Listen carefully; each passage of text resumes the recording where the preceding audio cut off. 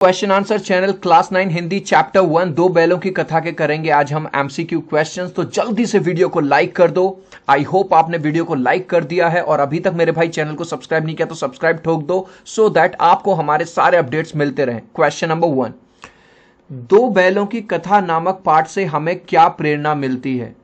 तो हमें क्या प्रेरणा मिलती है? स्वतंत्रता के लिए संघर्ष आवश्यक है, क्योंकि वो जहां पे भी फंस जाते थे वहां से भागते थे। गधे के कौन से गुण उसे ऋषि मुनियों की श्रेणी में खड़ा कर देते हैं? उसकी सहन शक्ति, क्योंकि उसके अंदर बहुत ज्यादा सहन शक्ति होती है। पशुओं में कौन सा गुण मनुष्य के गुणों से ज्यादा विकसित है? तो पशुओं के अंदर यह गुण होता है कि वो मन के भावों को समझ लेते हैं। लेकिन औरत पर सींग चलाना मना है, यह कथन किसका है? तो यह कथन किसका है? हीरा का। अगर आपने ये स्टोरी पढ़ी है तो आपको पता होगा।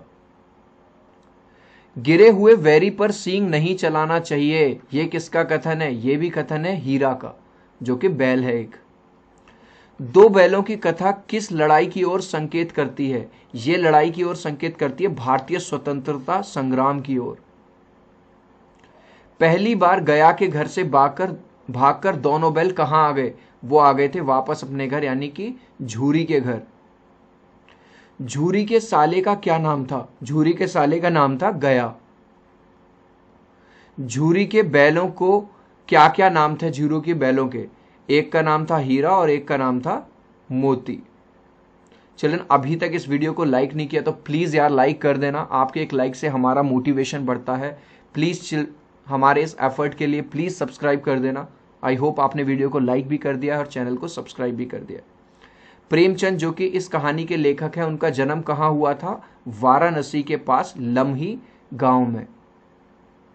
गधे को आदमी क्या समझता है? बेवकूफ। दो बैलों की कथा नामक पाठ में जानवरों में सबसे अधिक बुद्धिहीन किसको माना गया है? गधे को। पाठ में हीरा और मोती का मालिक कौन है? इनका मालिक है झूरी।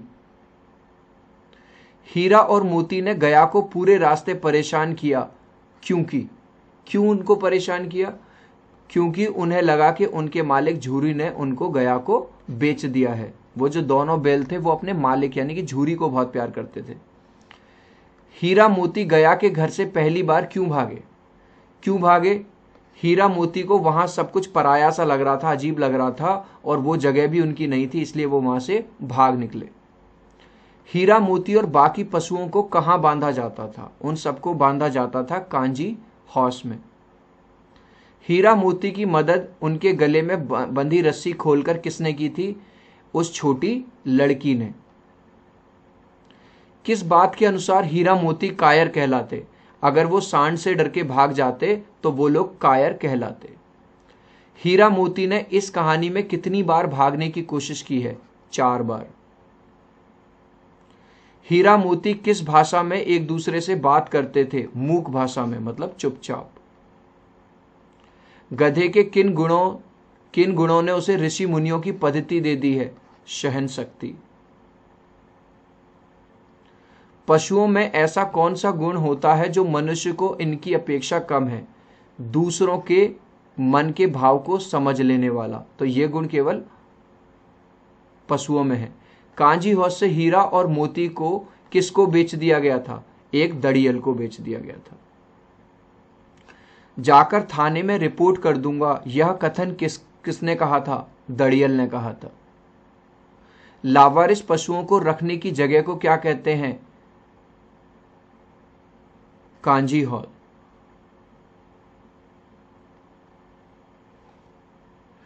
गांव के इतिहास में कौन सी घटना अभूतपूर्व रही थी? बैलों का अपने आप घर आ जाना। किसके कारण हीरा मोती ने नांद की तरफ देखा भी नहीं? अपमान के कारण, क्योंकि उनका वहां पे अपमान हो रहा था गया के यहां। कांजी हॉस में हाजिरी लेने कौन आया था? चौकीदार वहां पे हाजिरी लेने आया था।